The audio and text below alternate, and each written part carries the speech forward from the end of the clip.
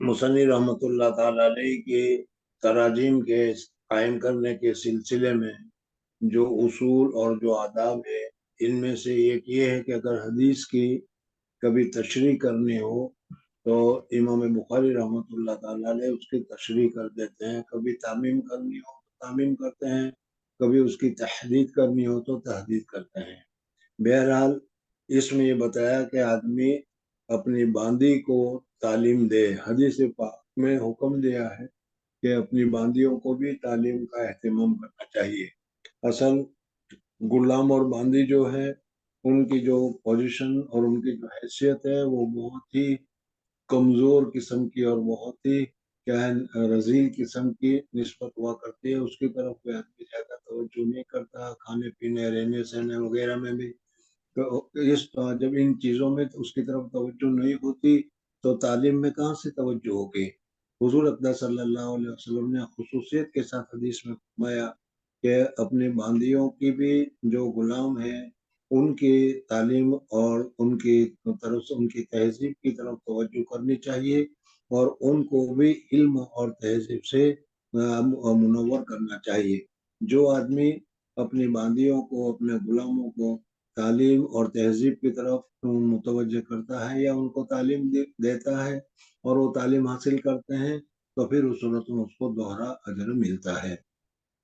मुसन्निफ रहमतुल्लाह ताला अलैहि ने फरमाया कि सिर्फ बांदियों के साथ खास नहीं, बल्कि उन्होंने इसमें तामीम की कि अहलहू, आदमी को अपनी अहलिया को भी तालीम की तरफ मुतवज्जह होना चाहिए। अगर उनको क्या है, उनको अहलिया को भी तालीम देनी चाहिए, तहजीब सिखानी चाहिए। और ये हमारे लिए लाजिम और ज़रूरी है कि हम अपने बांदियों को और अपने अहलिया को दीनी तालीम से मुज़य्यन करें। हदीस में हुजूर अक़दस सल्लल्लाहु अलैहि वसल्लम ने बताया, हज़रत अबू हुरैरा रज़ियल्लाहु अन्हु की हदीस है, क़ाला क़ाला रसूलुल्लाह सल्लल्लाहु अलैहि वसल्लम सलासतुन लहुम अजरान, तीन किस्म के आदमी हैं उसको दोहरा सवाब मिलेगा। दोहरा सवाब क्यों मिलेगा, डबल सवाब क्यों मिलेगा, उसकी वजह भी बताऊंगा। उसको दोहरा सवाब मिलेगा, अगर एक नमाज पढ़ेंगे तो दो नमाज का सवाब मिलेगा, एक कुरान पाक की तिलावत करेंगे तो दो तिलावतों का सवाब मिलेगा। इसी तरीके से जो भी नेक काम करेंगे उसका दोहरा सवाब मिलेगा। क्यों मिलेगा उसकी वजह आगे बताते हैं। कौन सा है? रजुलुम मिन अहलिल किताब, एक तो वो आदमी जो अहले किताब में से हो, अहले किताब में से चाहे तो तौरेत के मानने वाले हो, जबूर के मानने वाले हो, इंजील के मानने वाले हो, सारे के सारे उसमें शामिल हो गए। और दूसरा कौल ये है कि जो क्या है इंजील को मानने वाले हैं वो उसमें दाखिल है, इसलिए कि तौरेत तो मनसूख हो गई, इंजील रह गई। तो इंजील के मानने वाले जो सही इंजील को मानने वाले हैं उनको दोहरा अजर मिलेगा। एक अजर तो मिलेगा क्योंकि पहला उन्होंने हजरत मूसा अलैहिस्सलाम पर या हजरत ईसा अलैहिस्सलाम पर ईमान ले आए, और दूसरा हुजूर अक़दस उनकी शरीयत के खत्म हो जाने के बाद जब हुजूर अक़दस सल्लल्लाहु अलैहि वसल्लम तशरीफ लाए तो उन्होंने हुजूर अक़दस सल्लल्लाहु अलैहि वसल्लम पर भी ईमान लाया, तो इनको दोहरा अजर मिलेगा। लेकिन इसमें एक इश्काल ये है कि जितना काम करोगे इतना सवाब ज्यादा मिलेगा। तो इस एतबार से उन्होंने पहले हजरत मूसा हजरत ईसा अलैहिस्सलाम की शरीयत पर ईमान लाए, इसलिए उनको वो सवाब मिला। फिर हजरत हुजूर सल्लल्लाहु अलैहि वसल्लम की शरीयत पर ईमान लाए, तो दो काम हो गए, तो दो काम में दो सवाब मिले, तो इसमें तो कोई फजीलत नहीं रही। बाज़ हजरत फरमाते हैं कि इसका मतलब ये है कि एक काम करोगे, मसलन एक नमाज पढ़ोगे तो दो नमाज का सवाब उनको दिया जाएगा। ये इससे यहाँ पर मतलब है रजुलुम मिन अहलिल किताब।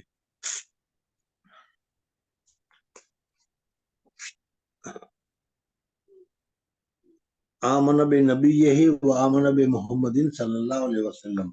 और दूसरा बताया अब्दुल ममलूक, यानी अगर कोई गुलाम है और वो किसी मालिक के पास रहता है, वो मालिक का हक अदा करता है और असल मालिक अल्लाह जल्ल जलालहू व मन वालहू उसका भी हक अदा करता है, नमाज वगैरह पढ़ता है, तो उसको दोहरा सवाब मिलेगा। एक तो अपने दुनियावी मजाजी हाकिम या मजाजी आका की इबादत का मजाजी आका की खिदमत करने की वजह से, और दूसरा हकीकी आका की खिदमत करने की वजह से। इज़ा अद्दा हक़ुल्लाह है वह हक़्क़ो मवाली वह हक़्क़ो मवाली है, वो रजुलन कानत इंदहु अमतुन। اور اسی طریقے سے تیسری وہ کہ جو ایک باندی ہو اس باندی کے ساتھ وہ کیا ہے جمع وغیرہ بھی کرتا ہے، اور اس کے ساتھ ساتھ اس کو صحیح تعلیم اور تربیت وغیرہ بھی دیتا ہے، اور صحیح اور تعلیم تربیت دینے کے بعد اس کو اچھی تعلیم دی، اچھی تربیت دی، پھر اس کا اس نے آزاد بھی کر دیا، اور آزاد کرنے کے بعد فتح اس باندی کے ساتھ اس نے نکاح بھی کر لیا۔ تو اس طریقے سے تعلیم اور تعلیم کی وجہ سے، آزاد کرنے کی وجہ سے، اور پھر نکاح کرنے کی وجہ، اس کے ساتھ نکاح کرنے کی وجہ سے اس کو جو بھی عبادت کرے گا اس میں دوہرا ثواب ملے گا، فلہو اجران ہے۔ بہرحال اس حدیث سے یہ معلوم ہوا کہ آدمی کو اپنے اہلیہ جو ہے ان کو، اپنی بیوی جو ہے یا باندی جو ہے اس باندی کو بھی تعلیم اور تہذیب وغیرہ، تمدن وغیرہ کی تعلیم وغیرہ دینا چاہیے۔ ان کو اس طریقے سے جاہل چھوڑے رکھیں کہ وہ پڑھے تو بھی کیا، نہ پڑھے تو بھی کیا، اس کی کیا ضرورت ہے، یہ صحیح نہیں ہے، بلکہ ان کو بھی تعلیم اور تعلم کی اور سمجھانے کی اور کیا ہے تہذیب وغیرہ کی تربیت وغیرہ کرنی چاہیے۔ اور جو آدمی تعلیم اور تہذیب وغیرہ کرنے کے بعد پھر اس کو آزاد کر دے گا، اور آزاد کرنے کے بعد اس کے ساتھ پھر نکاح کرے گا، تو حضور اکرم صلی اللہ علیہ وسلم فرماتے ہیں کہ جو عبادت کرے گا، جو نیکی کرے گا، اللہ تبارک و تعالیٰ اس کی نیکی میں ڈبل ثواب اس کو عطا فرمائیں گے۔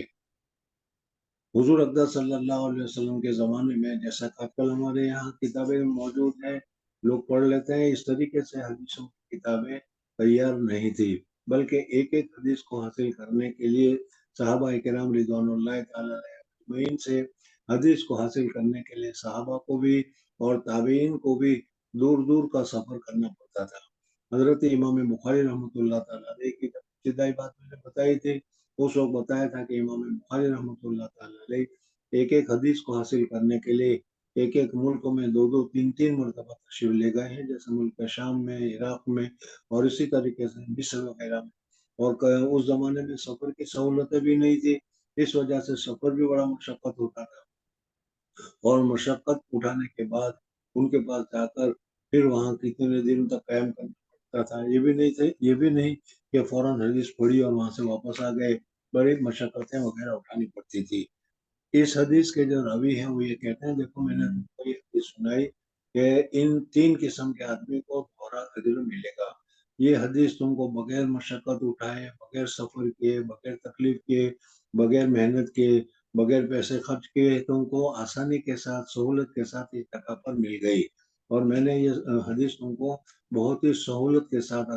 بتا دی۔ اور اس حدیث کے معلوم ہو جانے کے بعد تم کو حدیث کو حاصل کرنے کے لیے جس طرح ہمیں سفر کرنا پڑتا تھا، مشقت اٹھانی پڑتی تھی، خرچ کرنا پڑتا تھا، ان میں سے کچھ بھی نہیں ہوا، تم کو ویسے ہی یہ چیزیں حاصل ہو گئی۔ آتینا کہا بغیر شعین کا یہ مطلب ہے۔ قد کان یرکب فی مدونہ الی المدینہ، ہمارے زمانے میں اس لیے اور اس سے بھی کم حدیث کو حاصل کرنے کے لیے بہت دور دور تک کا ہمیں سفر کرنا پڑتا تھا، اور تم کو بغیر سفر کے سہولت کے ساتھ یہ چیزیں حاصل ہو گئی، اس وجہ سے اس کا شکریہ ادا کرنا چاہیے۔ جی۔ باب عزت الامام النساء وتعلیمہن۔ مصنف رحمۃ اللہ تعالیٰ نے اس سے پہلے بتایا تھا کہ اپنی بیوی کو، اپنے باندیوں کو وغیرہ کو کیا ہے تعلیم دینی چاہیے۔ یہاں پر امام بخاری رحمۃ اللہ علیہ فرماتے ہیں کہ بادشاہ کے لیے لازم ہے، حکیم کے لیے لازم ہے کہ اپنے محکوم میں جس طریقے سے مرد ہوتے ہیں اور اسی طریقے سے عورتیں بھی ہوتی ہے، تو عورتوں کی تعلیم اور تہذیب کا، اور عالم کے عورتوں کی تعلیم اور تہذیب کا خیال کرنا چاہیے، اور ان کو بادشاہ کے لیے لازم ہے کہ اپنے ملک میں، اپنے حکومت میں جو عورتیں ہیں اس عورتوں کے لیے بھی تعلیم کا انتظام کرے۔ عزت الامام النساء و تعلیمہن، دوسری بات یہ بھی بتائی کہ تعلیم کے ساتھ ساتھ عزت النساء، عورتوں کو بھی واعظ نصیحت وغیرہ کا پروگرام کرتے رہنا چاہیے، اور اس کے ذریعے سے عورتوں کو دین کی طرف متوجہ رکھنا چاہیے، اور دین کی تعلیم اور تہذیب وغیرہ دیتے رہنا چاہیے۔ جی۔ حدثنا سليمان بن حرب قال حدثنا شعبة عن أيوب قال سمعت عطاء بن أبي رباح قال سمعت ابن عباس رضي الله عنهما قال أشهد على النبي صلى الله عليه وسلم أو قال عطاء أشهد على ابن عباس رضي الله عنهما أن النبي صلى الله عليه وسلم خرج ومعه بلال فظن أنه چل پڑھ لے پوری حدیث پڑھ لے۔ فظن أنه لم يسمع النساء فوعظهن وأمرهن بالصدقة فجعلت المرأة تلقي القرط والخاتم وبلال يأخذ في طرف ثوبه. وقال إسماعيل چل جلدی وقال پڑھ. إسماعيل عن أيوب عن عطاء قال ابن عباس رضي الله عنهما أشهد على النبي صلى الله عليه وسلم. مصنف رحمۃ اللہ تعالی علیہ نے ترجمۃ الباب قائم کیا اور اس میں بتایا کہ امام کے ذمے کیا چودھری کے ذمے، پٹیل کے ذمے، متولی کے ذمے، جو گاؤں کا متولی ہے وہ کیا ہے، ان کے ذمے لازم ہے کہ اپنے ماتحتوں کی تعلیم اور تنظیم کا اور تعلیم اور تربیت کا انتظام کرے. اس سے پہلے بتایا تھا اپنے انفرادی طور پر کہ ہر ایک آدمی کو اپنی باندی وغیرہ کا تعلیم وغیرہ کا انتظام کرنا چاہیے. اب یہاں پر یہ بتایا کہ حاکم کے لیے لازم ہے کہ اپنی حکومت میں جو عورتیں ہیں ان کی بھی تعلیم اور تربیت وغیرہ کا انتظام کرے. حدیث یہ ذکر کی کہ حضور اقدس صلی اللہ علیہ وسلم ایک مرتبہ مدینہ منورہ میں جب عید کا دن آیا تو حضور اقدس صلی اللہ علیہ وسلم نے تمام مسلمانوں کو، حتیٰ کہ حائضہ عورت تھی ان کو بھی، سب کو کہا کہ سب کے سب عیدگاہ کے لیے چلو اور عید کی نماز پڑھو. جس جگہ پر عید کی نماز پڑھائی جاتی تھی یا پڑھتے تھے وہاں پر سارے کے سارے جمع ہو گئے. حضور اقدس صلی اللہ علیہ وسلم نے عید کا خطبہ بھی پڑھا اور خطبہ میں نصیحت بھی کی. پھر اس کے بعد حضور اقدس صلی اللہ علیہ وسلم نے سمجھا کہ عورتیں مردوں سے الگ ہیں، الگ جگہ پر وہ بیٹھی ہوئی ہے، ہو سکتا ہے کہ وہاں تک حضور اقدس صلی اللہ علیہ وسلم کی وعظ کا، حضور اقدس صلی اللہ علیہ وسلم کی تعلیم کا وقت اثر نہ پہنچا ہو، آواز نہ پہنچی ہو. اس وجہ سے حضور اقدس صلی اللہ علیہ وسلم سے نماز سے فارغ ہونے کے بعد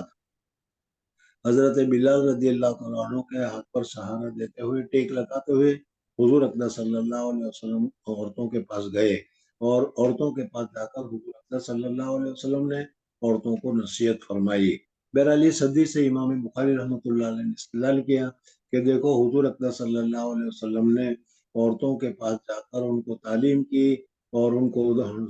ڈرایا، جہنم کے عذاب سے ڈرایا، اور حضور اقدس صلی اللہ علیہ وسلم نے ان کو دین کی باتیں بتائی. تو معلوم ہوا کہ امیر المومنین کو یا حاکم کو یا چودھری کو یا متولی کے لیے لازم ہے کہ اپنے ماتحتوں میں جو عورتیں ہیں ان عورتوں کو بھی، اور ان عورتوں کی تعلیم کا بھی وہ انتظام کرے اور ان کو بھی کبھی کبھی نصیحت بھی کرتے رہے اور کیا ہے ان کو تعلیم وغیرہ کا بھی انتظام کرے. بہرحال حضرت عبداللہ ابن عباس رضی اللہ تعالیٰ عنہ روایت کرتے ہیں نبی کریم صلی اللہ علیہ وسلم سے خرج، عید کے موقع پر نکلے تھے، ومعہ بلال، اور حضور اقدس صلی اللہ علیہ وسلم کے ساتھ حضرت بلال رضی اللہ تعالیٰ عنہ بھی تھے. فظن انہ لم یسمع النساء فوعظہن، عید کا خطبہ حضور اقدس صلی اللہ علیہ وسلم نے پڑھا تھا اور اس خطبے میں حضور اقدس صلی اللہ علیہ وسلم نے وعظ اور نصیحتیں وغیرہ کی تھی، لیکن ظاہر بات ہے کہ وہ مائک کا زمانہ نہیں تھا، اس وجہ سے دور تک حضور صلی اللہ علیہ وسلم کی آواز نہ پہنچی ہو اور عورتیں جو آئی ہو وہ ان کو پوری طریقے سے آواز نہ پہنچی ہو، فائدہ نہ ہوا ہو. اس وجہ سے حضور اقدس صلی اللہ علیہ وسلم عید کی نماز سے فارغ ہونے کے بعد حضرت بلال رضی اللہ تعالیٰ عنہ کے ساتھ جس جگہ پر عورتیں بیٹھی ہوئی تھی اس جگہ پر تشریف لے گئے اور تشریف لے جا کر حضور اقدس صلی اللہ علیہ وسلم نے وہاں واعظ فرمایا. یہاں دو باتیں اور یاد رکھیں کہ حضور اقدس صلی اللہ علیہ وسلم نے اپنے زمانے میں مدینہ منورہ جا کر جب عید کا موقع آیا تو عید کے موقع پر حضور اقدس صلی اللہ علیہ وسلم نے سب کو عیدگاہ جانے کا حکم فرمایا. اب یہ سب کو عیدگاہ جانے کا جو حکم فرمایا اس میں کیا ہے، عورتیں بھی تھی اور اس میں حائضہ عورتیں بھی تھی اور ایسی عورتیں بھی تھی جو نماز نہیں پڑھ سکتی تھی، لیکن سب کو جانے کا حکم فرمایا جیسا کہ آگے حدیث میں آئے گا. اس کی وجہ کیا ہے؟ اس کی وجہ یہ تھی کہ حضور اقدس صلی اللہ علیہ وسلم ابھی مدینہ منورہ تشریف لائے ہیں اور لوگ مسلمان ہو رہے ہیں، مسلمانوں کی تعداد بڑھتی چلی جا رہی ہے. تو حضور اقدس صلی اللہ علیہ وسلم اپنا ایک وقار، حضور اقدس صلی اللہ علیہ وسلم اپنے اکثریت، یا حضور اقدس صلی اللہ علیہ وسلم مسلمانوں کے کثرت کو بتانا چاہتے تھے. اس وجہ سے حضور اقدس صلی اللہ علیہ وسلم نے سب کو عیدگاہ میں جانے کا حکم فرمایا. بہرحال عورتوں کے لیے عیدگاہ میں جانا جائز ہے کہ نہیں، جائز ہے تو کیا شرطوں کے ساتھ ہے وہ آگے آئے گا. نماز کے لیے بھی فرض نماز ہے اس فرض نماز کے لیے بھی عورتوں کے لیے حکم یہی ہے کہ وہ مسجد میں جانے کے بجائے اپنے گھر میں بھی، اور اپنے گھر میں بھی سے کیا ہے ایسی جگہ کے اوپر جہاں اندھیرا زیادہ ہو، پردہ زیادہ ہو، وہاں نماز پڑھے تو اس کو زیادہ ثواب ملتا ہے۔ بہرحال یہاں ایک خاص فائدہ تھا، اس کی وجہ سے حضور اکرم صلی اللہ علیہ وسلم نے عورتوں کو بھی عیدگاہ میں نکلنے کا حکم فرمایا تھا۔ بس حضور صلی اللہ علیہ وسلم آئے وہاں پر، فوعظہن وامرہن بالصدقہ، حضور اکرم صلی اللہ علیہ وسلم نے وہاں تشریف لے جانے کے بعد واعظ بھی فرمائی، اور واعظ فرمانے کے بعد حضور اکرم صلی اللہ علیہ وسلم نے ان کو صدقے کی فضیلت بھی بتائی۔ صدقہ کرنا اللہ تبارک و تعالیٰ کی رضامندی کا سبب ہے، اللہ تبارک و تعالیٰ کی ناراضگی دور ہوتی ہے۔ اس وجہ سے جتنا بھی ہو سکے صدقہ کا اہتمام کرنا چاہیے۔ حضور اکرم صلی اللہ علیہ وسلم نے جو فرمایا، تو یہ صحابی عورتیں تھیں، اس صحابی عورتوں نے فوراً حضور اکرم صلی اللہ علیہ وسلم کی صدقہ کی فضیلتیں دینے کے بتائے۔ صحابہ کرام رضوان اللہ تعالیٰ علیہم اجمعین کے زمانے میں دیکھو گے تم تو حضور اکرم صلی اللہ علیہ وسلم نے ان کو صدقہ کرنے کا حکم بتایا، اور یہ بتایا کہ صدقہ کرنے سے یہ فضیلت حاصل ہوتی ہے، صدقہ کرنے سے یہ فائدہ ہوتا ہے۔ تو صحابہ کرام رضوان اللہ تعالیٰ علیہم اجمعین غریب تھے، محتاج تھے، ان کے پاس پیسے نہیں تھے کہ وہ صدقہ کرتے، لیکن اس فضیلت کو حاصل کرنے کے لیے وہ محنت کرتے تھے، مزدوری کرتے تھے، پیسے کماتے تھے، اور جو پیسے کماتے تھے اس پیسے کو وہ صدقہ کیا کرتے تھے۔ بہرحال ان لوگوں کے یہاں صدقہ کرنے کا بہت ہی زیادہ اہتمام تھا۔ آج کل ہم لوگوں میں یہ اہتمام بہت کم ہو گیا ہے، اور خاص کر کے ہم علماء کرام کی جو جماعت ہے، اس جماعت میں صدقہ کرنے کا صدقہ لینے کا تو بہت زیادہ اہتمام ہے، لیکن صدقہ دینے کا اہتمام بہت ہی زیادہ کم ہے، یہ مناسب نہیں ہے۔ جتنا بھی ہو سکے، چاہے وہ کھجور ہو، چاہے کوئی معمولی سے ہو، 2 پیسے ہو، صدقہ اللہ تبارک و تعالیٰ کے راستے میں کرتے رہنا چاہیے۔ بہرحال یہاں تو صحابہ کرام رضوان اللہ تعالیٰ علیہم اجمعین تھے۔ مردوں کے لیے تو میں نے ابھی بتایا کہ صدقہ کی فضیلتیں سن کر وہ محنت کرنے، مزدوری کیا کرتے تھے، اور مزدوری کر کے جو پیسے حاصل ہوتے تھے اس پیسے سے وہ صدقہ کیا کرتے تھے۔ صحابی عورتیں جو تھی، عورتوں کو سب سے زیادہ پسندیدہ چیز جو ہوتی ہے، تمہیں تو معلوم ہی ہوگا، معلوم نہیں ہوگا تو معلوم ہو جائے گا کہ زیورات ان کو بہت زیادہ پسند ہے۔ بس کسی صورت میں بھی وہ نکالنے کے لیے تیار نہیں ہوتی، لیکن صحابی عورتیں یہ تھی کہ ان کو اللہ تبارک و تعالیٰ کے اوپر اتنا اعتماد اور اللہ تبارک و تعالیٰ کے ساتھ اتنا تعلق تھا کہ حضور اکرم صلی اللہ علیہ وسلم نے صدقہ کی فضیلتیں بتائی تو ان کے پاس پیسے نہیں تھے، لیکن اپنے کانوں میں، اپنے گلے میں زیورات وغیرہ تھے، وہ فوراً وہ زیورات اللہ تعالیٰ کے راستے میں انہوں نے صدقہ دینا شروع کر دیا۔ فجعلت المرأة تلقى قرط اور خاتم، انگوٹھیاں نکالنے لگی، اور حضرت بلال رضی اللہ تعالیٰ عنہ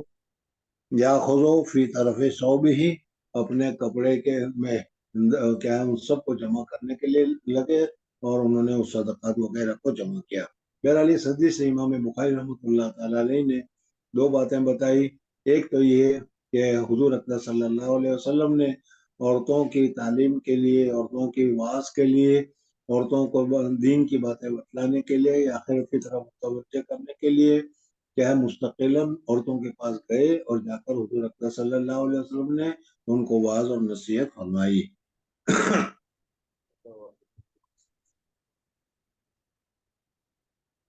مصنف رحمۃ اللہ تعالیٰ علیہ نے ابھی جو متن تمہارے سامنے ذکر کیا گیا تھا، اس میں تھا کہ سمیت عطا ابن ابی رباح قال سمیت ابن عباس قال اشهد علی النبی صلی اللہ علیہ وسلم۔ اس میں حضرت اشهد علی النبی صلی اللہ علیہ وسلم، میں شہادت دیتا ہوں حضور اکرم صلی اللہ علیہ وسلم پر، کا یہ لفظ جو ہے وہ لفظ حضرت عبداللہ ابن عباس رضی اللہ تعالیٰ عنہ نے کہا، یہ حضرت عبداللہ ابن عباس رضی اللہ تعالیٰ شاگرد تھے عطا، انہوں نے کہا۔ تو قال عطا اشهد علی ابن عباس، میں نے کہا کہ میں گواہی دیتا ہوں حضرت عبداللہ ابن عباس رضی اللہ تعالیٰ عنہ کے اوپر، انہوں نے یہی کہا، اور حضرت عبداللہ ابن عباس رضی اللہ تعالیٰ عنہ فرماتے ہیں میں بھی گواہی دیتا ہوں کہ حضور اکرم صلی اللہ علیہ وسلم نے یہ کہا۔ وَوَعَظَهُنَّ وَأَمَرَهُنَّ بِالصَّدَقَةِ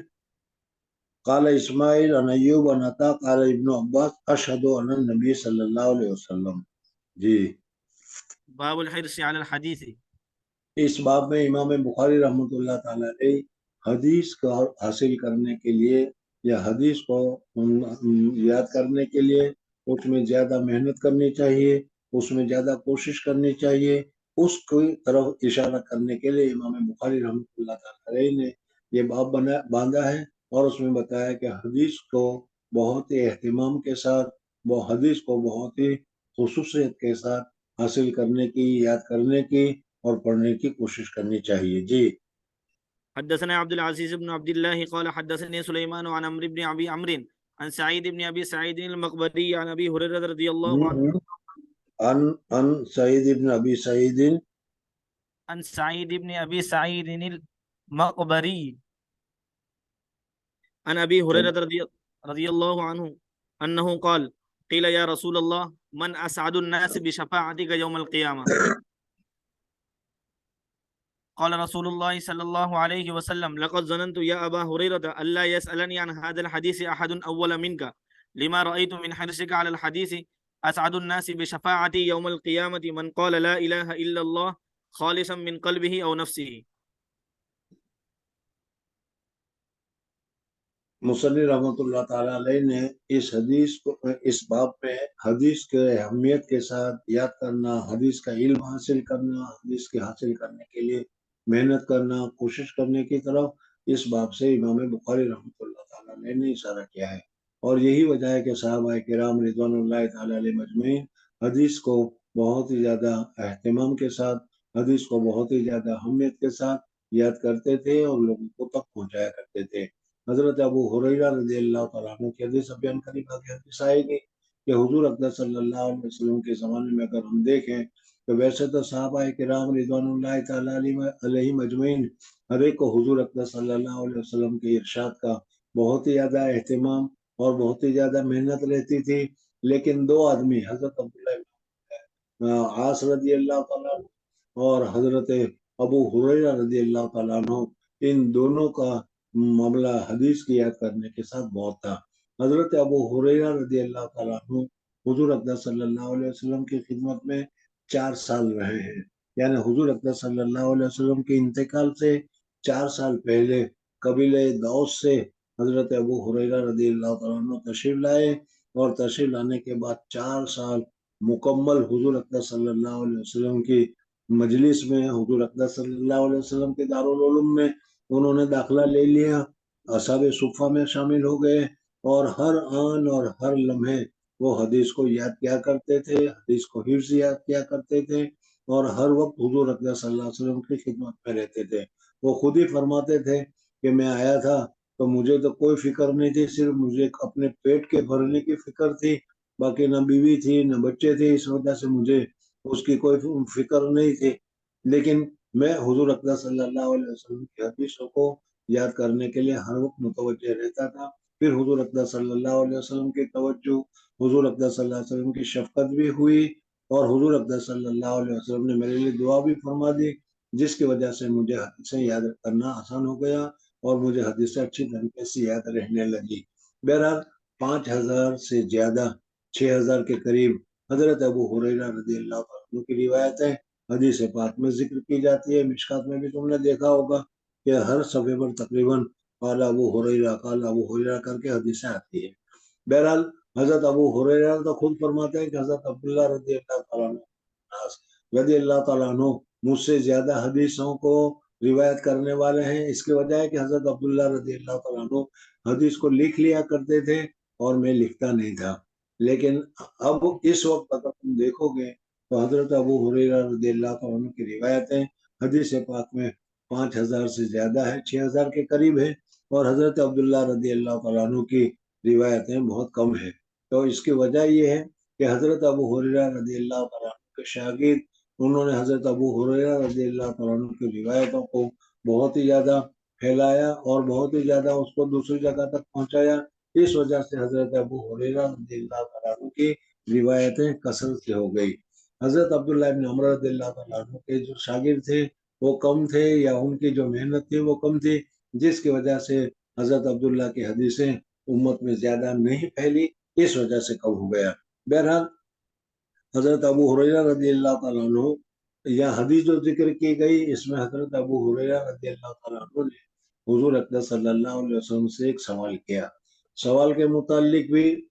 یہ بات یاد رکھیں کہ حسن السوال نصف العلم۔ آدمی جتنا زیادہ پڑھا لکھا ہوگا، جتنا زیادہ مہذب ہوگا، کہ اتنا ہی اس کا سوال بھی مہذب ہوگا، عمدہ ہوگا اور اچھا ہوگا، معقول ہوگا۔ اور جو آدمی کیا پڑھا لکھا نہ ہو یا جاہل ہو، تو اس جاہل بھی وہ سوال تو کرے گا، پوچھے گا، لیکن اس کے سوال میں وہ بات نہیں ہوگی جو دوسری جگہ ہوتی ہے۔ بہرحال یہاں پر حضرت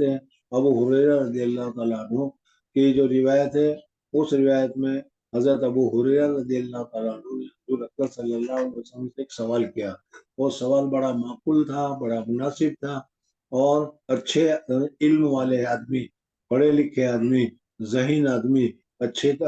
علم والا تہذیب والا آدمی اچھا سوال کر سکتا ہے۔ اس وجہ سے حضور اکرم صلی اللہ علیہ وسلم نے ان کے سوال کو سن کر فرمایا کہ ابو ہریرہ، بہت اچھا سوال تم نے کیا، اور مجھے امید تھی کہ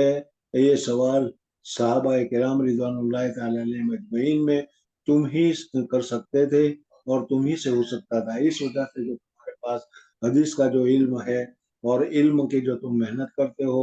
اور اعلیٰ درجے کا علم حاصل کر رہے ہو، اچھی طریقے سے علم حاصل کر رہے ہو، اس کا تقاضا یہ تھا کہ اتنا اچھا سوال، اتنی اچھی بات تم ہی پوچھ سکتے تھے۔ انہوں نے حضرت ابو ہریرہ رضی اللہ تعالیٰ عنہ نے پوچھا کہ من اسعد الناس بشفاعتک یوم القیامہ، یا رسول اللہ صلی اللہ علیہ وسلم،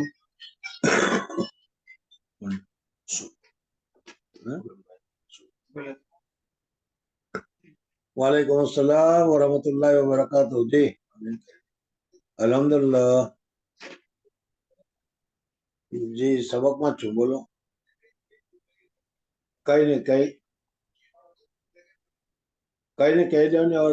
بھرنے تھے اور કઈ વાંધો નહીં, તમે જેટલા વાગે આવે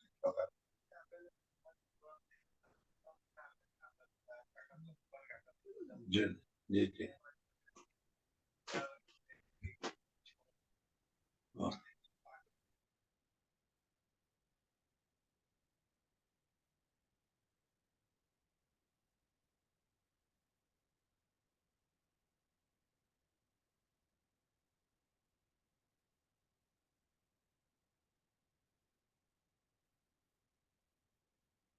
مائک بند کر دیا۔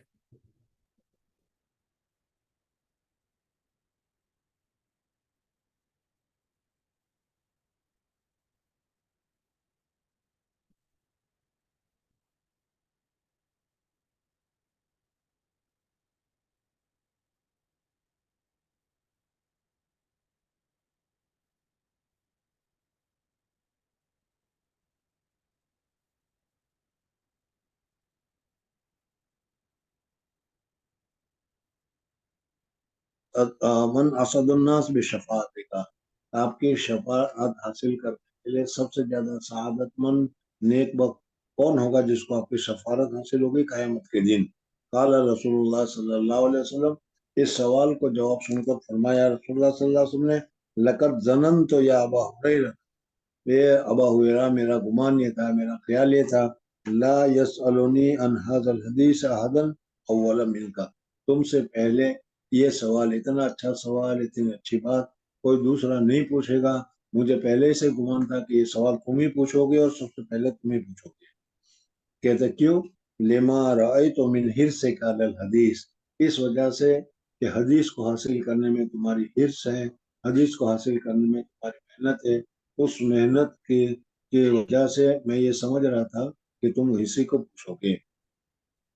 بہرحال ترجمۃ الباب اس سے ثابت ہوا کہ حضور اکرم صلی اللہ علیہ وسلم کی حدیث کو حاصل کرنے میں حرص رکھنا چاہیے، بہت ہی زیادہ کوشش کرنی چاہیے، بہت ہی زیادہ محنت کرنی چاہیے، جیسے حضرت ابو ہریرہ رضی اللہ عنہ نے محنت کی۔ جیسے میں نے بتایا کہ میں تو حضور اکرم صلی اللہ علیہ وسلم کے در پر 24 گھنٹے پڑے رہتا تھا، اور حضور اکرم صلی اللہ علیہ وسلم جو ارشاد فرمائے وہ میں سنا کرتا تھا اور یاد کر لیا کرتا تھا۔ تو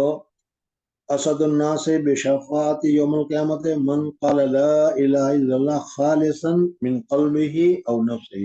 جس نے مکمل اخلاص کے ساتھ اللہ تبارک و تعالیٰ کی وحدانیت کا اقرار کیا ہو، حضور اکرم صلی اللہ علیہ وسلم کی رسالت کا اقرار کیا ہو، یعنی جو شخص اخلاص کے ساتھ ایمان لایا ہو تو ایسے آدمی کی سفارش کرنا میرے لیے لازم اور ضروری ہے۔ حضور اکرم صلی اللہ علیہ وسلم کی قیامت میں سفارش ہوگی۔ معتزلہ کا اور اہل سنت والجماعت کا اس مسئلے میں اختلاف ہے۔ اہل سنت والجماعت حضور اکرم صلی اللہ علیہ وسلم کی شفاعت کو مانتے ہیں، معتزلہ وغیرہ بعض شفاعت کو مانتے ہیں، بعض کو نہیں مانتے ہیں۔ ایک تو ہے حضور اکرم صلی اللہ علیہ وسلم کی شفاعت عامہ، جس طریقے سے حضور اکرم صلی اللہ علیہ وسلم رحمت للعالمین تھے، اس طریقے سے حضور اکرم صلی اللہ علیہ وسلم کی ایک سفارش جو ہے وہ تمام لوگوں کے لیے ہوگی، اور وہ کہ جب دوسری مرتبہ سور پھونکا جائے گا تو سور پھونکنے کے بعد ہر ایک آدمی، سورج بھی یہ زمین کی جگہ پر دوسری زمین ہوگی، سورج بھی قریب آ جائے گا اور گرمی بھی بہت ہوگی، پریشانی بھی بہت ہوگی، لوگ پسینے میں اپنے اپنے گناہوں کے مطابق ڈوبے ہوئے ہوں گے، اور کیا ہے کئی لمبے زمانے تک حساب کتاب نہیں ہوگا، سارے کے سارے پریشان ہوں گے۔ اس وقت لوگ آپس میں یہ سوچیں گے کہ بھائی یہ حالت تو بہت خراب ہے۔ بعض مرتبہ ایسا ہوتا ہے کہ کسی جگہ کسی مصیبت میں ہم گر جاتے ہیں تو پھر ہمارا دل یہ چاہتا ہے کہ بھائی یہ مصیبت ختم ہو جائے اور اس مصیبت سے ہم نکل جائے تو اچھا ہے، چاہے نکلنے کے بعد جو دوسری مصیبت ہے وہ اس سے زیادہ بڑی ہوگی، لیکن اس سے نکلنے کے لیے ہوتا ہے۔ ایک مرتبہ اسٹیمر میں حج کے لیے گئے تو سب کو ایک کمرے میں کیا ہے جدہ میں بند کر کے رکھ دیا، اور وہاں جو ہے اس میں پیشاب پاخانہ استنجا وغیرہ، اور ان کا ہے اسٹیمر میں جانے کی وجہ سے 2-3 ہزار آدمی سب کے سب جمع ہو گئے ہیں۔ 1 گھنٹہ ہوا، 2 گھنٹے ہوئے، 3 گھنٹہ ہوا، لیکن امیگریشن چل ہی نہیں رہا ہے، تو سب پریشان ہے، اور پریشان ہونے کی حالت میں وہ چاہتے ہیں کہ بھائی جلد سے جلد امیگریشن ہو جائے، سمجھ میں آنا۔ تو اس طریقے سے بعض مرتبہ ایسی حالتیں ہوتی ہے کہ آدمی اس سے جلدی چھٹکارا حاصل کرنا چاہتا ہے، تو یہاں پر بھی قیامت میں چھٹکارا حاصل کرنا چاہتا ہے، حساب کتاب نہیں ہو رہا اور پریشان ہے، تو وہ چاہیں گے کہ جلدی سے جلدی حساب کتاب ہو جائے۔ حالانکہ حساب کتاب کے بعد بھی کیا ہوگا ایک سوال ہے، ہو سکتا ہے کہ جنت ملے، ہو سکتا ہے کہ جہنم ملے۔ بہرحال صحابہ کے حضور اکرم صلی اللہ علیہ وسلم نے اس حدیث میں فرمایا کہ آپس میں لوگ ایک جماعت بنا کر حضرت آدم علیہ السلام کے پاس جائیں گے، اور حضرت نوح علیہ السلام کے پاس جائیں گے، حضرت عیسیٰ علیہ السلام کے پاس جائیں گے، بڑی لمبی حدیث ہے۔ بہرحال اس وقت حضور اکرم صلی اللہ علیہ وسلم کے پاس آئیں گے تو حضور اکرم صلی اللہ علیہ وسلم کہیں گے ٹھیک ہے، میں اللہ کے حضور میں گزارش کرتا ہوں، سفارش کرتا ہوں، اور حضور اکرم صلی اللہ علیہ وسلم سجدے میں چلے جائیں گے، اور سجدے میں بھی ایک لمبے زمانے تک حضور اکرم صلی اللہ علیہ وسلم سجدے میں پڑھ کر اللہ تبارک و تعالیٰ کی حمد و ثنا کرتے رہیں گے۔ حضور صلی اللہ علیہ وسلم فرمایا کہ اس وقت میں کیا الفاظ کہوں گا وہ اسی وقت اللہ تعالیٰ میرے دل میں ڈالے گا، اور میں اسی الفاظ کے ذریعے سے اللہ تبارک و تعالیٰ کی حمد و ثنا کروں گا۔ تو پھر اللہ تبارک و تعالیٰ پوچھیں گے محمد سر اٹھاؤ کیا چاہتے ہو، تو اس وقت میں یہ کہوں گا کہ حساب کتاب شروع ہو جائے، تو یہ حساب کتاب شروع ہو۔ یہ سفارش مسلمان، غیر مسلم اور کیا ہے حضرت آدم علیہ السلام کی تمام اولاد کے لیے یہ حضور اکرم صلی اللہ علیہ وسلم کی ایک سفارش یہ ہوگی۔ دوسری سفارش ہوگی اللہ جل جلالہ امن والو جنتیوں کو جنت میں بھیج دیں گے، تو اس وقت صرف جنتیوں کے لیے حضور اکرم صلی اللہ علیہ وسلم سفارش کریں گے کہ اللہ سب کے درجات کو اور بڑھا دو، تو اس وقت کیا ہے سب کے درجات میں بڑھوتری کر دی جائے گی۔ معتزلہ یہ دونوں سفارشوں کو تو مانتے ہیں۔ تیسری سفارش ہو کہ حضور اکرم صلی اللہ علیہ وسلم گنہگار ہونے پر وہ جہنم میں پہنچ جائیں گے، تو میں ان گنہگاروں کی مغفرت کے لیے اللہ تبارک و تعالیٰ سے دعا کروں گا۔ یہ سفارش بھی حضور صلی اللہ علیہ وسلم کی ہے، لیکن معتزلہ اس پر اشکال کرتے ہیں اور اس کا انکار کرتے ہیں۔ بہرحال تو حضور اکرم صلی اللہ علیہ وسلم سے حضرت پوچھا کہ یا رسول اللہ صلی اللہ علیہ وسلم آپ کی سفارش کا حقدار کون ہے، تو حضور اکرم صلی اللہ علیہ وسلم فرمایا کہ جو اخلاص کے ساتھ، کامل اخلاص کے ساتھ اللہ تبارک و تعالیٰ پر ایمان لایا ہوا ہوگا وہ میری سفارش کا حقدار ہے. یعنی جس نے من قال لا الہ الا اللہ، جس نے اخلاص کے ساتھ لا الہ الا اللہ پڑھا ہو وہ جہنم میں بھی گیا ہوگا. اللہ جل جلالہ حضور اکرم صلی اللہ علیہ وسلم کی سفارش کی وجہ سے ان کی مغفرت فرمائیں گے اور جہنم سے ان کو جنت میں لے آئیں گے. بہرحال حضرت ابو ہریرہ رضی اللہ تعالیٰ عنہ نے چشمہ لیا نہیں، من قال لا الہ الا اللہ خالصا من قلبہ او نفسہ، تو اس آدمی جو کیا ہے حضور اکرم صلی اللہ علیہ وسلم کی سفارش ملے گی. بہرحال حضور اکرم صلی اللہ علیہ وسلم کی سفارش گنہگاروں کو، خطا کاروں کو، عاصی کو، نافرمانوں کو بھی اگر جہنم میں بھی پہنچ جائیں گے تو اس وقت بھی حضور اکرم صلی اللہ علیہ وسلم اللہ تبارک و تعالیٰ سے سفارش کر کر کے کیا ہے ان کو جہنم سے نکال کر جنت میں داخل فرمائیں گے، جیسا کہ دوسرے حدیث سے پہلے گزر چکا ہے. جی. باب كيف يقبض العلم. وكتب عمر بن عبد العزيز إلى أبي بكر بن حزم انظر ما كان من حديث رسول الله صلى الله عليه وسلم فاكتبه فإني خفت دروس العلم وذهاب العلماء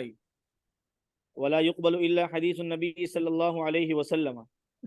وليفشوا العلم وليجلسوا حتى يعلم من لا يعلم فإن العلم لا يهلك حتى يكون سرا.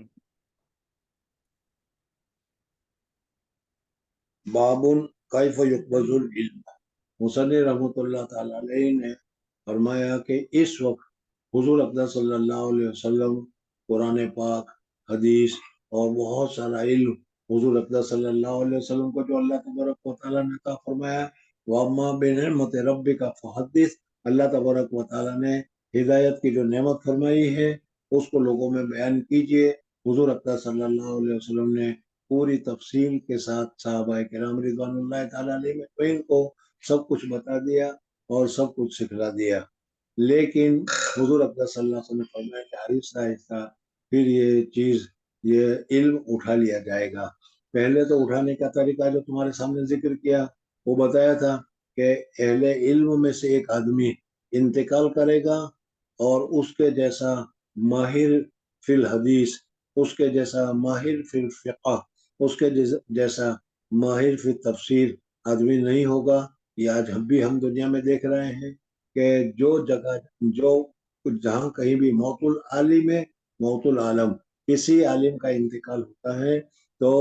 اس کے جیسا پڑھانے والا، اس کے جیسا علم والا، اس کے جیسا مسئلہ بتانے والا دنیا میں نہیں، جگہ خالی پڑی ہوئی ہے اور ختم ہو جائے گا. لیکن جب قیامت کا زمانہ اور قریب آ جائے گا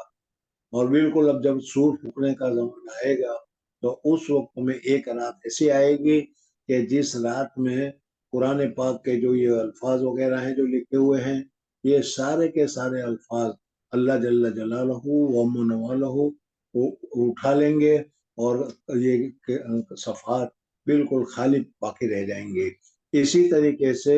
جو لوگ دنیا میں ہوں گے ان کے پاس جو علم ہوگا اللہ جل جلالہ ومن والہ ان سارے علوم کو قلوب سے اٹھا لیں گے اور اس طریقے سے علم دنیا سے اٹھا لیا جائے گا. اور جب دنیا میں علم اٹھا لیا جائے گا تو پھر جہالت اور حیوانیت ہی حیوانیت باقی رہے گی اور اسی حیوانیت کے حالت میں اور اسی جہالت کے حالت میں سور پھونکا جائے گا اور کیا ہے قیامت آ جائے گی. اس کو اس باب میں ذکر کیا گیا ہے بابن کیف یقبض العلم، علم کس طریقے سے اٹھا لیا جائے گا. تو علم کے اٹھا لینے کی دو صورتیں بتائی، ایک تو قیامت سے پہلے اور بالکل ایک قیامت کے قریب ہوئے. بابن کیف کان بدء الوحی کا لفظ آیا تھا، اس وقت میں نے بتایا تھا کہ امام بخاری رحمۃ اللہ تعالی علیہ نے کیف کے لفظ کے ساتھ جو باب منعقد کیے ہیں وہ تقریباً 20 باب منعقد کیے ہیں. ان میں یہ دوسرا باب ہے جو ابھی پہلا ہے کہ بابن کیف یقبض العلم، علم کو اٹھا لیا جانے کی کیا کیفیت ہوگی، کس طریقے سے علم کو اٹھا لیا جائے گا. वक़तब उमर इब्न अब्दुल अजीज इला अबी बकर इब्न हज़म। हजरत उमर इब्न अब्दुल अजीज रहमतुल्लाह ताला अलैह 99 हिजरी में उनको क्या है खलीफा बनाया गया, अमीरुल मोमिनीन बनाया गया। और फिर उन्होंने सिर्फ 2 साल, जैसे हजरत अबू बकर सिद्दीक रज़ी अल्लाह तआला अन्हु ने 2 साल काम किया था, 2 साल खिलाफत का इंतजाम संभाला था, इस तरीके से हजरत उमर इब्न अब्दुल अजीज रहमतुल्लाह ताला अलैह ने भी 2 साल तक खिलाफत का मामला अपनाया। और इस 2 साल में जो दरमियान में खराबी आ गई थी, उन सारी खराबियों को दूर कर कर खिलाफत राशिदा के तर्ज पर पूरे मुल्क को ले आए। इसी वजह से हजरत उमर इब्न अब्दुल अजीज रहमतुल्लाह ताला अलैह को इस उम्मत का सबसे पहला मुजद्दिद करार दिया जाता है। हजरत उमर इब्न अब्दुल अजीज रहमतुल्लाह ताला अलैह ने इब्न हज़म ज़ाहिरी या अल्लामा ज़ोहरी रहमतुल्लाह ताला अलैह उस जमाने में दोनों को कहा कि इस वक्त हुजूर अक़दस सल्लल्लाहु अलैहि वसल्लम की हदीसें जो है वो लोगों के दिलों में है और लोग दुनिया से आहिस्ता आहिस्ता चले जा रहे हैं, इस वजह से हदीसें भी चली जा रही है। तो इस वजह से हदीसों को एक जगह जमा करने का एहतिमाम किया जाए। और हजरत उमर इब्न अब्दुल अजीज रहमतुल्लाह ताला अलैह के कहने पर इब्न हज़म ज़ाहिरी रहमतुल्लाह ताला अलैह ने और इब्न शिहाब ज़ुहरी रहमतुल्लाह ताला अलैह ने सबसे पहले इन हदीसों को जमा करना शुरू किया।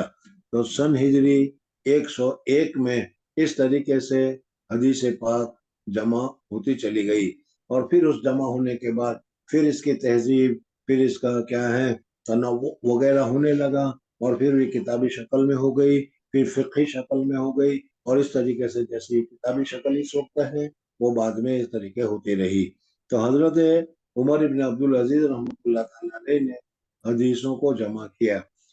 बाद हजरत यही इश्काल करते हैं कि 100 साल के बाद हदीसें जमा की गई है, इस वजह से इसका एतबार नहीं है। लेकिन हमारी तरफ से जवाब ये है कि हुजूर सल्लल्लाहु अलैहि वसल्लम के ज़माने में भी हदीस के लिखने का तो दस्तूर था, लेकिन एहतिमाम नहीं था। इस वजह से कि कुरान पाक नाज़िल हो रहा था और कुरान पाक लिखा जा रहा था। हदीस जो लिखी जाती तो हो सकता था कि कुरान और हदीस दोनों में मुडगम हो जाए, इस वजह से हदीस के लिखने को मना किया गया था, या हदीस के लिखने का एहतिमाम नहीं था। हाँ, कुछ कुछ हदीस तो लिखी तो जाती थी, लेकिन अल्लाह जल्ल जलालहू अमन वालों का हाफिजा, उन लोगों का हाफिजा ऐसा कवि बनाया था कि एक एक मरतबा सुनने के बाद फिर इनको याद रह जाता था, वो भूलते नहीं थे। हजरत अबू हुरैरा रज़ियल्लाहु अन्हु के हाफिजे के वाक़यात और इसी तरीके से मुहद्दिसीन के हाफिजे के वाक़यात तुम्हारे सामने हैं। इस वजह से अगर वो हुजूर सल्लल्लाहु अलैहि वसल्लम के ज़माने के बाद से 100 साल तक हदीस किताबी शक्ल में नहीं थी, लेकिन लोगों के दिलों में, लोगों को सीनों में बिल्कुल उसी तरीके से महफूज थी, और फिर इसको किताबी शक्ल में लाया गया। इस वजह से हदीस को ये कहना कि इसका एतबार नहीं है, 100 साल के बाद लिखी गई, ये हाँ ये तो सही है कि 100 साल के बाद लिखी गई, जमा की गई, लेकिन सहाबा किराम रिज़वानुल्लाह ताला अलैहिम को अपने सीनों में बहुत अच्छी तरीके से महफूज थी। इस वजह से इस हदीस को मोतबर करार देना दुरुस्त है। कतब उमर इब्न अब्दुल अजीज इला अबी बकर इब्न हज़म, अबू बकर इब्न हज़म को उन्होंने लिखा, इब्न हज़म को लिखा कि क्या है हुजूर अक़दस सल्लल्लाहु अलैहि वसल्लम की जो हदीस है उस हदीस को भी जमा करना चाहिए। चुनांचे उन्होंने भी जमा किया, इब्न शिहाब ज़ुहरी ने भी जमा किया। सबसे पहले किसने जमा किया, तो बाज़ कहते हैं इब्न शिहाब ज़ुहरी ने कहा, बाज़ों ने कहा इब्न हज़म ने कहा, लेकिन इसमें कोई इख्तिलाफ नहीं, दोनों के इंतकाल में सिर्फ 5 साल का फर्क है। उन्होंने अपने अपने जगह पर किया होगा, और उस वक्त खबर रसां की आसानी नहीं थी, इसलिए जल्दी से खबरें नहीं पहुंच रही थी, इस सहूलतें भी नहीं थी, लेकिन क्या है उन्होंने अपने अपने तौर पर दोनों ने जमा किया। यहाँ पर इमाम बुखारी रहमतुल्लाह ताला अलैह ने अबू बकर इब्न हज़म का नाम लिया है, इस वजह से बात फरमाते हैं कि बुखारी के कहने की वजह से हदीस का जमा करने वाला सबसे पहला जो है इब्न हज़म है। اور دوسرا قول یہ ہے کہ حضرت ابن شہاب زہری ہے. بہرحال ما کان من حدیث رسول اللہ صلی اللہ علیہ وسلم فاکتبہ، یعنی حضور اقدس صلی اللہ علیہ وسلم کے جو حدیث میں مل جائے اس کو لکھنا شروع کر دو. تو اس سے معلوم ہوا کہ حدیث کے لکھنے کا اہتمام حضرت عمر ابن عبدالعزیز رحمۃ اللہ علیہ کے دور میں سن ہجری 101 میں ہوا ہے. فَإِنِّي خِفْتُ دُرُوسُ الْعِلْمِ وَذَهَابُ الْعُلَمَاء، علم کے ختم ہو جانے کا اور علماء کے چلے جانے کا مجھے اندیشہ لگ رہا ہے اس وجہ سے. وَلَا يُقْبَلُ إِلَّا حَدِيثَ النَّبِي صلی اللہ علیہ وسلم، اور کیا ہے جب لکھی جا رہی ہے تو پوری تحقیق ہونی چاہیے کہیں ایسا نہ ہو کہ دوسری چیزیں بھی اس میں حدیث کے نام سے شامل ہو جائیں. چنانچہ کیا ہے اس حضور اقدس صلی اللہ علیہ وسلم کی احادیث کو الٹب جس طریقے سے بھی ہو سکا اور اس کو جمع کیا گیا مختلف طریقے پر. پہلے تو سب حدیثیں جمع کی گئی، پھر اس کے بعد تبویب کے طور پر، ابواب کے طور پر، کتاب کے طور پر اس کی کیا ہے تلخیص کی گئی، اور پھر اسی طریقے سے کیا ہے اس کو جمع کیا گیا. لا یقبل الا حدیث النبی صلی اللہ علیہ وسلم ولیفشوا العلم، اور علم کو خوب پھیلانا چاہیے اور علم کو خوب نشر و ارشاد کرنی چاہیے. وَلْيَجْلِسُوا حَتَّى يُعَلِّمَ مَن لَّا يَعْلَمُ، اور مجلس علم کی مجلسیں قائم کرنی چاہیے تاکہ جن کو معلوم نہیں ہے ان کو بھی علم حاصل ہو جائے. فَإِنَّ الْعِلْمَ لَا يَهْلُكُ حَتَّى يَكُونَ شَرًّا. جی. حدثنا علاء بن عبد الجبار حدثنا عبد العزيز بن مسلم عن عبد الله بن دينار بذلك، يعني حديث عمر بن عبد العزيز إلى قوله ذهاب العلماء. حدثنا اسماعیل، یہ دوسری جو ذکر کیا کہ دوسری صدر سے بھی اسی حدیث میں ہے، یہاں تک کہ حضور اقدس صلی اللہ علیہ وسلم، یعنی اس میں بھی یہی بتانا چاہ رہے ہیں کہ حضرت عمر ابن عبدالعزیز رحمۃ اللہ تعالیٰ علیہ کے دور میں جو کیا ہے سن 99 سے 101 تک ہے، اس دور میں حدیث کو جمع کیا گیا. جی. حدثنا اسماعیل بن ابی اویس قال حدثني مالک عن هشام بن عروة عن ابيه عن عبد الله بن عمرو بن العاص رضي الله عنهما قال سمعت رسول الله صلى الله عليه وسلم يقول ان الله لا يقبض العلم انتزاعا ينتزعه من العباد ولكن يقبض العلم بقبض العلماء حتى اذا لم يبق عالم اتخذ الناس رؤوسا جهالا فسئلوا فافتوا بغير علم فضلوا واضلوا. قال الفرابري حدثنا عباس قال حدثنا قتيبة قال حدثنا جرير عن هشام نحوه. مصنف رحمۃ اللہ تعالیٰ علیہ نے حدیث ذکر کی، یہ حضرت عبداللہ بن عمرو بن العاص رضی اللہ تعالیٰ عنہ کی حدیث ہے کہ حضور اقدس صلی اللہ علیہ وسلم نے فرمایا کہ علم اللہ تبارک و تعالیٰ ایک ساتھ ایک ہی وقت میں ختم نہیں کرے گا. میں نے ابھی تھوڑی دیر پہلے تم کو بتایا تھا کہ علم کو اٹھا لیا جانے کی دو صورتیں ہوگی. ایک تو قبل قیامت سے بہت پہلے، آج کل کا جو زمانہ چل رہا ہے اس زمانے میں بھی تم اس کا کیا ہے معائنہ کر رہے ہو اور دیکھ رہے ہو کہ ہر جگہ پر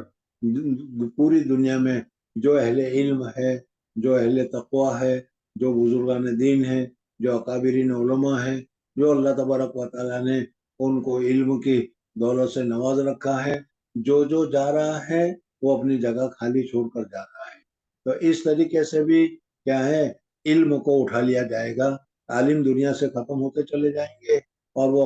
اپنے جیسا دوسرا کوئی آدمی اس کے جگہ پر جگہ لینے والا نہیں ہوگا. اس وجہ سے وہ جگہ خالی پڑتی چلی جائے گی. حضرت مولانا قاسم نانوتوی رحمۃ اللہ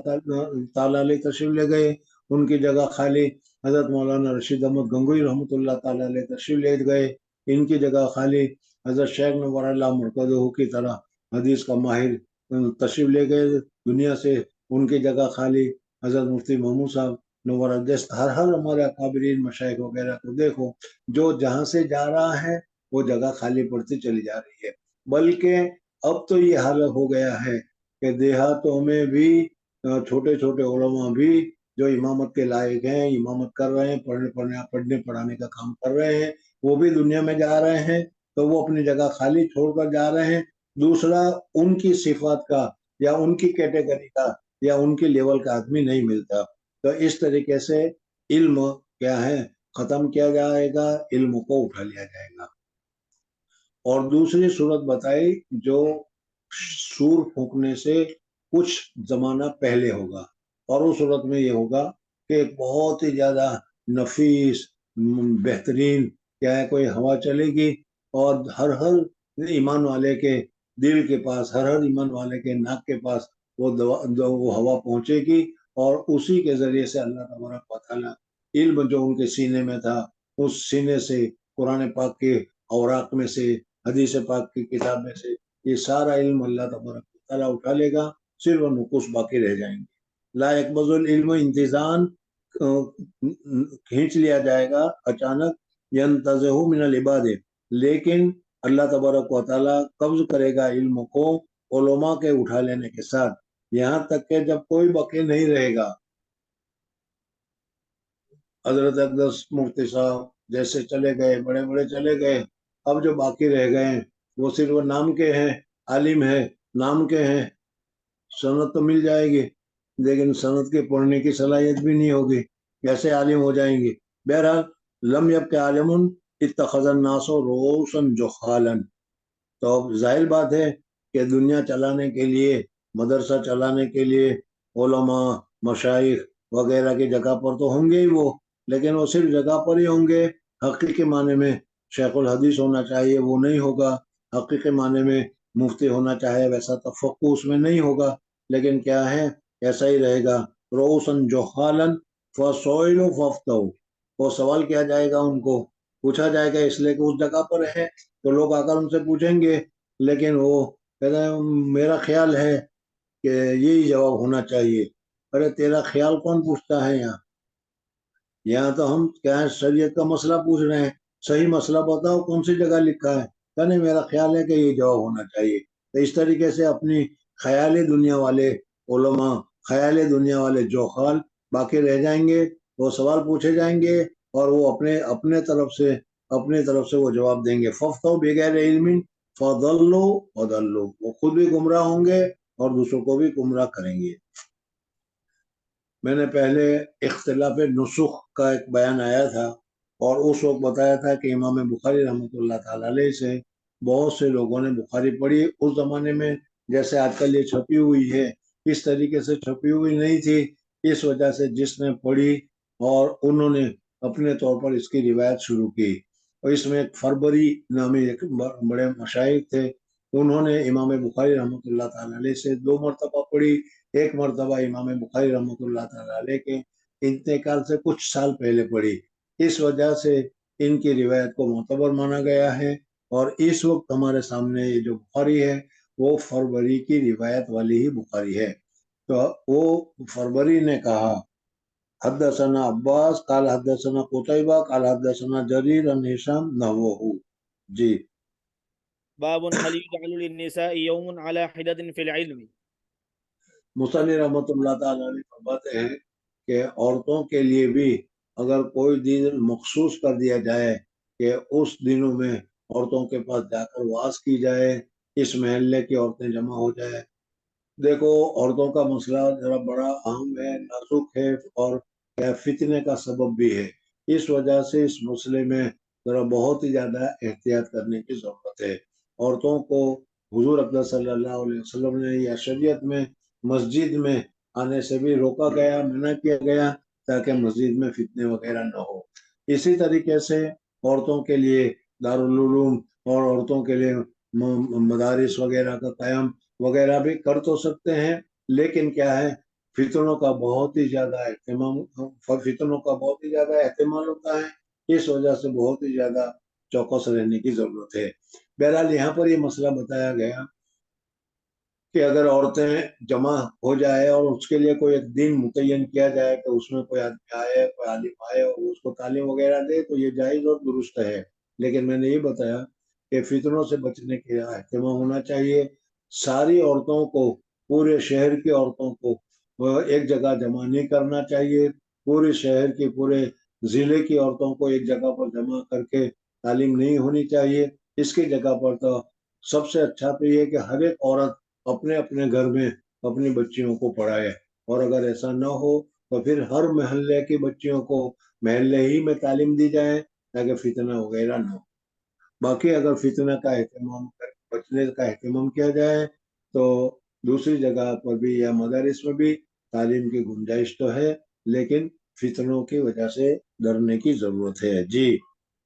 حدثنا آدم قال حدثنا شعبة قال حدثني ابن الأصبهاني قال سمعت أبا صالح ذكوان يحدث عن أبي سعيد الخدري رضي الله عنه قال النساء للنبي صلى الله عليه وسلم غلبنا عليك الرجال. حضور اکرم صلی اللہ علیہ وسلم کے پاس ایک مرتبہ عورتیں آئی اور آ کر انہوں نے کہا کہ یا رسول اللہ صلی اللہ علیہ وسلم، مردوں کے لیے تو بہت ہی آسانی ہے، مردوں کے لیے تو بہت ہی سہولت ہے کہ جب وہ جی چاہیں آپ کی خدمت میں آ کر بیٹھ جاتے ہیں، آپ کی واعظ نصیحت کو وہ سنتے ہیں اور ہر وقت آپ کی واعظ سے وہ فائدہ اٹھاتے رہتے ہیں. لیکن ہم عورتوں کے لیے یہ سہولت نہیں ہے. گھریلو ذمہ داری، گھریلو کام، پھر ہر وقت گھر میں سے نکلنا، پھر بچوں کی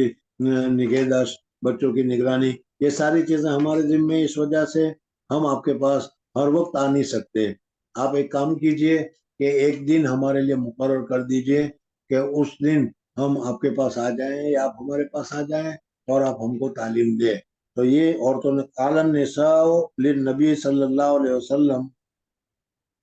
غلبنا عليك الرجال ہمارے اوپر مرد غالب ہو گئے. وہ تو جب بھی چاہتے ہیں حاضر ہو جاتے ہیں، پوچھ لیتے ہیں. فاجعل لنا يوما من نفسك. اس وجہ سے آپ اپنی طرف سے کوئی دن ہمارے لیے متعین کر دیجئے. فوعدهن يوما لقيهن فيه.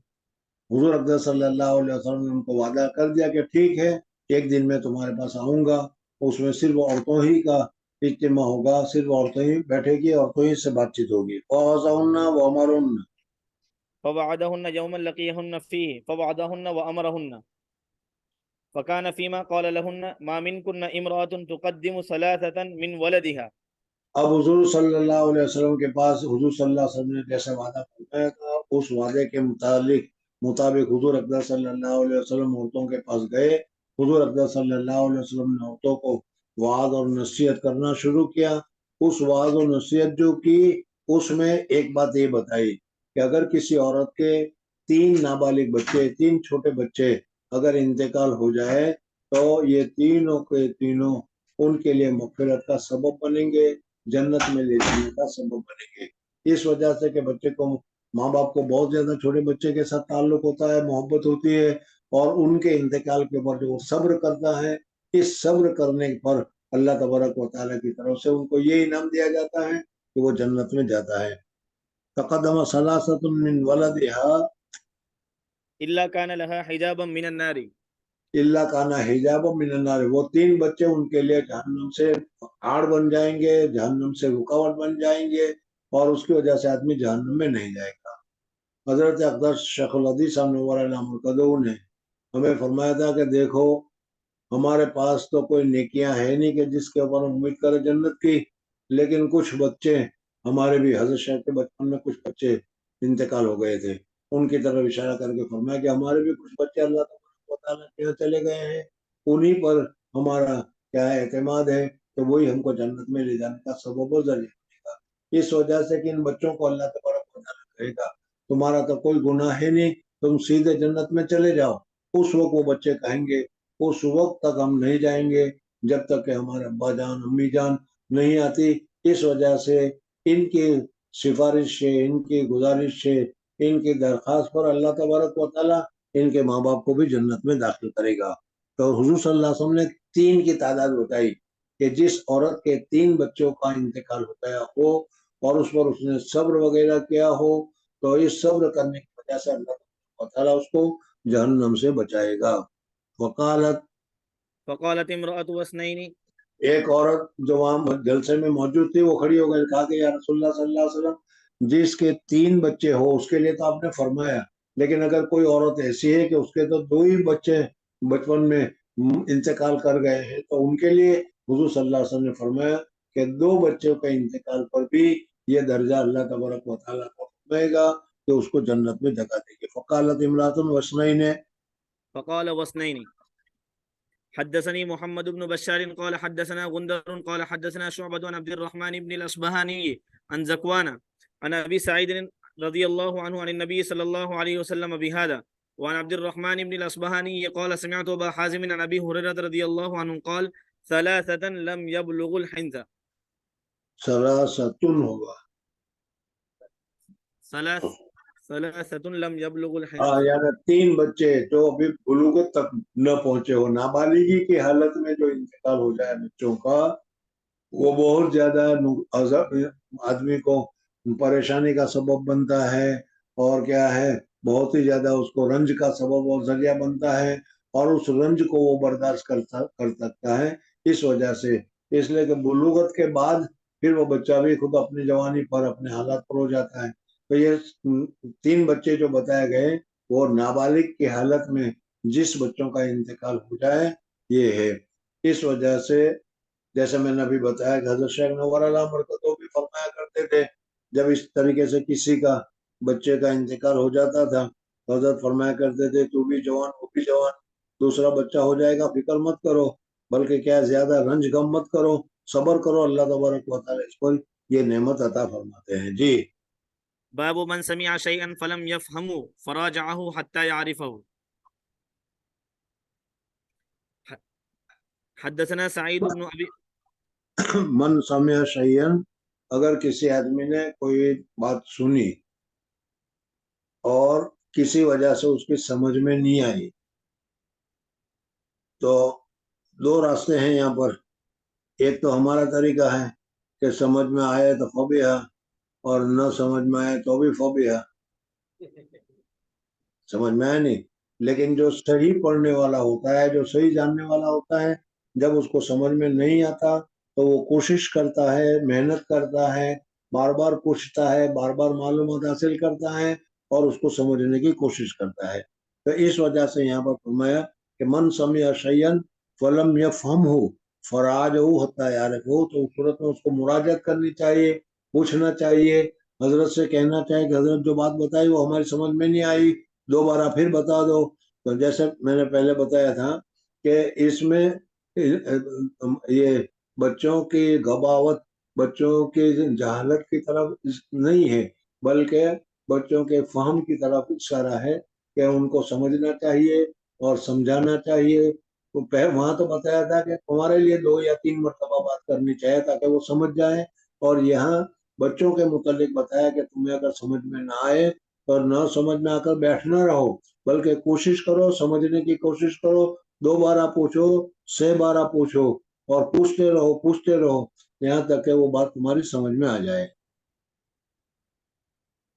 ڈابل کی زندگی میں میرے پاس ایک کتاب تھی مراح الارواح، یہ صرف کی، میں اس کو ہدایہ کہتا ہوں، صرف کی کتاب تھی۔ مجھے اچھی طرح یاد ہے کہ اس میں وہ تعلیلیں ہوتی تھی، اس تعلیل کو سمجھانے میں ایک مرتبہ میں وہ تعلیل کو سمجھانے لگا، نہیں سمجھ میں آیا تو لکھ کر سمجھایا۔ ایک طالب علم تھا، وہ آج بھی مجھے معلوم ہے، اب تو پتہ نہیں، شاید علامہ بن گئے ہوں گے، مولانا صاحب بھی ہو گئے ہوں گے، لیکن اس زمانے میں انہوں نے، میں سمجھاتا رہا اور کہا ابھی سمجھ میں نہیں آیا، ابھی سمجھ میں نہیں آیا، یہاں تک کہ 4:30 بجے شام کو چھٹی بھی ہو گئی اور لڑکے دوسرے سمجھ کر چل بھی گئے، اور وہ کہتا رہا کہ 25 مرتبہ میں نے اس کو سمجھایا، چھٹی بھی ہو گئی، اب وہ کہہ رہا ہے کہ ہاں سمجھ میں آ گیا۔ تو میرے دل میں خیال آیا کہ چھٹی ہو گئی ہے اس وجہ سے اب اس کو سمجھ میں آ گیا ہوگا۔ میں نے اب کہا کہ اب تو مجھے سمجھا، کیا سمجھا ہے؟ پھر اس نے مجھے سمجھایا تو واقعی میں سمجھ میں آ گیا تھا۔ تو اس طریقے سے اگر ایک نہ سمجھ میں آئے تو بار بار پوچھتے رہنا چاہیے اور پوچھ کر اپنی جہالت کو دور کرتے رہنا چاہیے۔ جی حدثنا سعيد بن ابي مريم قال اخبرنا نافع بن عمر قال حدثني ابن ابي مليكه ان عائشه رضي الله عنهما زوج النبي صلى الله عليه وسلم كانت لا تسمع شيئا لا تعرفه الا راجعت فيه حتى تعرفه، وان النبي صلى الله عليه وسلم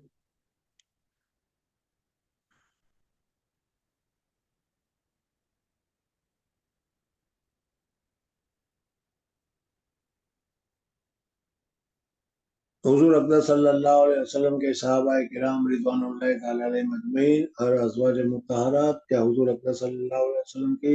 صحابیہ عورتیں، یہ جب کوئی بات ان کو سمجھ میں نہیں آتی تھی تو وہ بار بار پوچھتی تھی اور بار بار جواب حاصل کرتی تھی تاکہ اچھی طریقے سے ان کو سمجھ میں آ جائے۔ بہرحال یہ حدیث یہاں پر یہ ذکر کی گئی کہ ابن ابی ملیکہ رضی اللہ تعالیٰ عنہ عائشہ زوج النبی صلی اللہ علیہ وسلم کانت لا تسمعوا شيئا لا تعرفوا الا راجعت فيه حتى يعرفوا. حضرت عائشہ صدیقہ رضی اللہ عنہ تھا کہ جب کوئی حدیث کوئی بات وہ سنتی تھی اور ان کی سمجھ میں نہیں آتی تھی تو وہ چھوڑ نہیں دیتی تھی کہ چلو کیا ضرورت ہے، بلکہ وہ کوشش کرتی تھی یہاں تک کہ وہ اس کو سمجھ جائے. وان النبی صلی اللہ علیہ وسلم، حضور اقدس صلی اللہ علیہ وسلم نے ایک مرتبہ فرمایا، من حوسبا عذبا، حساب کتاب کے وقت جس آدمی کو پوچھا گیا وہ عذاب میں ڈالا جائے گا. یہ حدیث ہے. حساب کتاب ہو رہا ہے اور حساب کتاب کے وقت میں چلو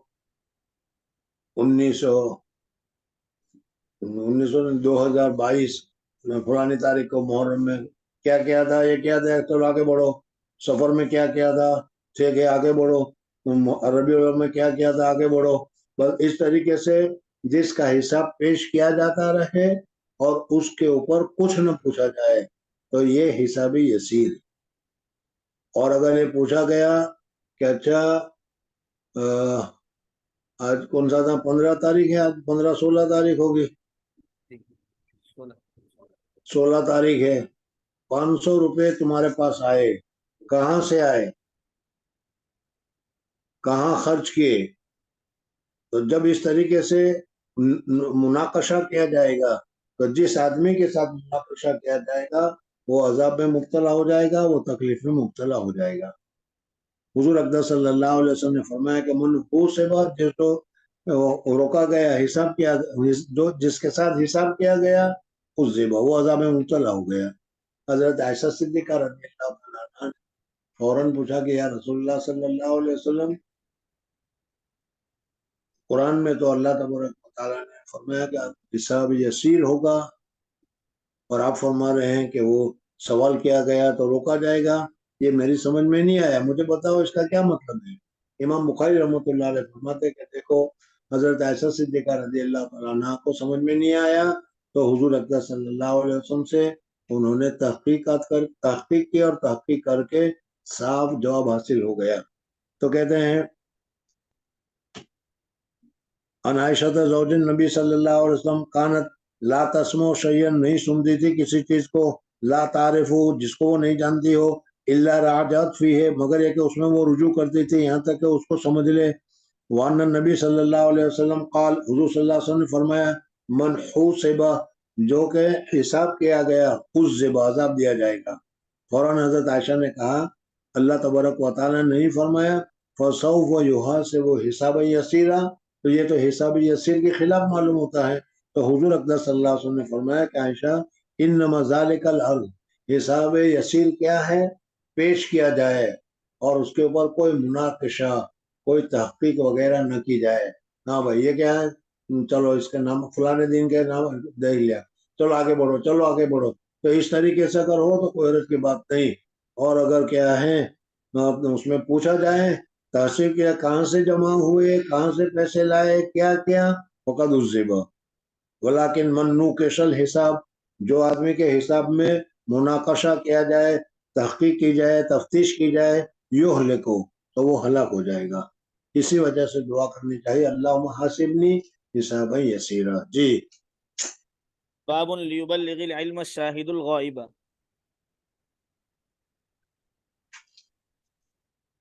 اب یہاں پر امام بخاری رحمۃ اللہ علیہ نے فرمایا کہ جن لوگوں نے علم حاصل کیا، اب ہر ایک کو تو یہ سہولت نہیں ملتی، بہت سارے ایسے بھی ہوں گے کہ ان کو علم حاصل کرنے کی سہولت نہیں ملی، ان کو حضور صلی اللہ علیہ وسلم کی مجلس میں آنے کا موقع نہیں ملا. حضرت اویس کرنی رضی اللہ تعالیٰ عنہ سمجھ میں وہ موجود تھے، ایمان بھی لائے لیکن حضور صلی اللہ علیہ وسلم کی خدمت میں حاضر نہیں ہو سکے، اس لیے صحابیت کا درجہ ان کو نہیں ملا. تو ایسا بعض مرتبہ ہوتا ہے. تو اس وقت فرمایا کہ تم لوگوں نے پڑھا ہے، تم کوشش کرو کم سے کم دوسروں کو سکھلانے کی، دوسروں کو پڑھانے کی. جو حاضر نہیں ہوئے ہیں ان کو میں نے پہلے بھی بتایا تھا کہ جس طریقے سے تم کو لوگوں نے ابتدا میں زبردستی بھیجا تھا اور اب تم کو معلوم ہوا کہ جن لوگوں نے ہمارے پاس زبردستی کی تھی بہت اچھا کیا تھا، آج ہم علم سے منور ہو گئے. تو اسی طریقے سے ہمارے لیے بھی لازم ہے کہ ہم بھی اس طریقے سے چند لوگوں کو منور کریں، متوجہ کریں دین کی طرف، دین کے علم کی طرف، اور چاہیے کہ پہنچا دے علم حاضر غائب کو۔ قالہ ابن عباس عن نبی صلی اللہ علیہ وسلم، حضرت عبداللہ ابن عباس رضی اللہ عنہ نے حضور اکرم صلی اللہ علیہ وسلم سے یہ حکم نقل کیا ہے۔ حجۃ الوداع کے موقع پر حضور اکرم صلی اللہ علیہ وسلم نے صحابہ کرام رضوان اللہ تعالیٰ علیہ مجمعین کو جو حکم دیا تھا، حضرت عبداللہ بن عباس رضی اللہ تعالیٰ عنہ نے اس حکم کو سنا، فَلْيُبَلِّغُ الشَّاهِدُ الْغَائِبُ، جو یہاں پر موجود ہیں، جو یہاں پر موجود نہیں ہیں، یا جو ابھی دنیا میں آئے نہیں ہیں، ان تک یہ معاملات کو، یہ حکم کو پہنچا دے۔ چنانچہ صحابہ نے تابعین کو، تابعین نے طبع تابعین کو، طبع تابعین نے علماء کو، مشائخ کو یہ باتیں پہنچا دی، اور آج ہمارے تک یہ باتیں پہنچی ہیں۔ اب ہماری ذمہ داری ہے کہ ہم اس بات کو، اس علم کو دوسروں تک پہنچائے اور دوسروں کو عالم بنائے۔ جی حدثنا عبد الله بن يوسف قال حدثنا الليث قال حدثني سعيد هو ابن ابي سعيد عن ابي شريح رضي الله عنه انه قال لعمرو بن سعيد وهو يبعث البعوث الى مكة اذن لي ايها الامير.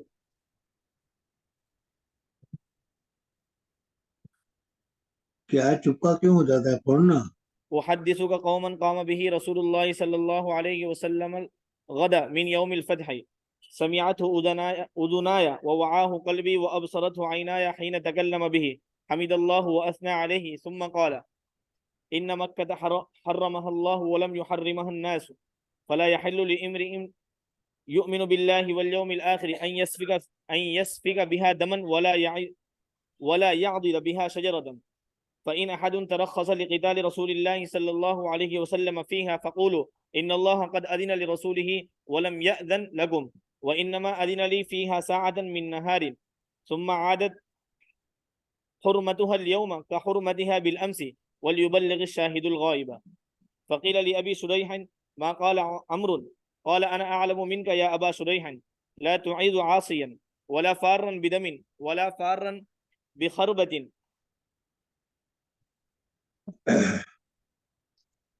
حضور اکبر صلی اللہ، امام بخاری رحمۃ اللہ علیہ نے باب منتقل کیا، لا یبلغ العلم الشاہد الغائب، جو موجود نہیں ہے، جو موجود ہے، جس نے ابھی علم حاصل کیا، ان کو چاہیے کہ علم یہ دوسروں تک پہنچائے۔